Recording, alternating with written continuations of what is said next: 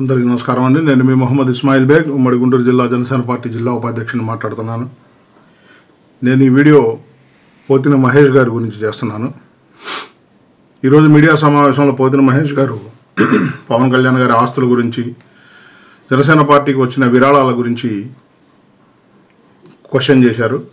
నేను పోతిన మహేష్ గారికి ఒకటే చెప్తున్నా, మిమ్మల్ని చూస్తుంటే ఎలా ఉందంటే చిన్నప్పుడు ఒక సామెత చెప్పేవాళ్ళు, కోతికి కొబ్బరి చిప్ప దొరికినట్టు అని ఒక సామెతను వాడేవారు. అట్లా మీకు వైసీపీలో జాయిన్ అయిన తర్వాత సాక్షి ఛానల్ అనేది ఒకటి దొరికింది. ఇక దాని ముందు కూర్చొని వాగడమే పనిగా తప్పితే ఉపయోగపడే, ప్రజల కోసం ఉపయోగపడే పని చేస్తున్నట్టయితే మాత్రం మాకు అనిపించట్లేదు. మీరు నిజంగా జనసేన పార్టీలో ఇన్ని రోజులు ఎలా ప్రయాణం చేయగలిగారని మాకు అనుమానం కలుగుతుంది. మీరు ముందుగానే ఊహించుకున్నారా, ఒకవేళ నాకు టికెట్ రాని పక్షంలో నేను ఈ విధంగా వెళ్దాం బయటికి, ప్రీ ప్లాన్డ్గా మీరు చేసుకెళ్తున్న తీరు ప్రజలందరికీ అర్థమవుతుంది. మీరు పవన్ కళ్యాణ్ గారి ఆస్తుల గురించి అడగడం హాస్యాస్పదంగా ఉంది. రాబోయే 2 రోజుల్లో ఆయన నామినేషన్ వేస్తారు. నామినేషన్ వేసేటప్పుడు ఎలక్షన్ కమిషన్కి ఆయన ఆస్తి వివరాలు మొత్తం ఇస్తారు. కాబట్టి కనీస పరిజ్ఞానం లేని మాటలను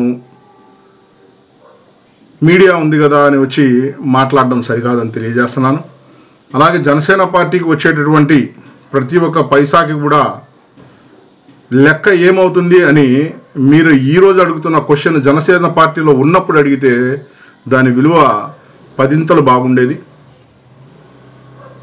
జనసేన పార్టీలో ఉన్నప్పుడు ఈ మాట ఎందుకు అడగలేకపోయారు? మీరు అధ్యక్షుల వారితో మీరు 1కి 10 సార్లు కలిశారు కదా, మనకు ఫండ్స్ ఎట్లా వస్తున్నాయి, మనం వాటిని ఎట్లా ఖర్చు పెడుతున్నాము, మనం సరైన రీతిలో ఖర్చు పెడుతున్నామా లేదా, ఇవన్నీ కూడా ఎందుకు మీరు జనసేన పార్టీలో ఉన్నప్పుడు అడగలేకపోయారు?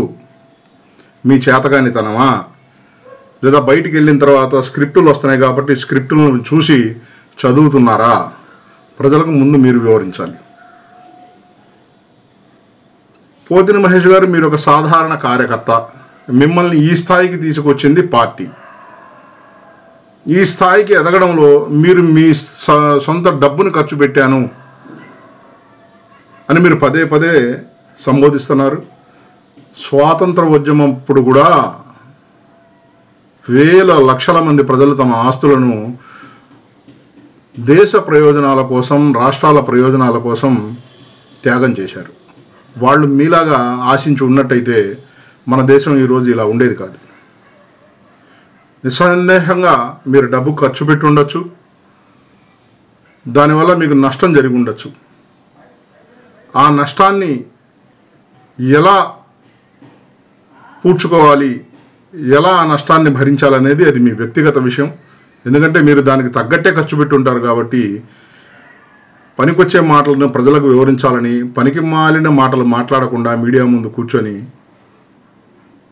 మంచి జ్ఞానంతో వ్యవహరించాలని కోరుకుంటూ సెలవు తీసుకుంటున్నాను. జై హింద్, జై జనసేన.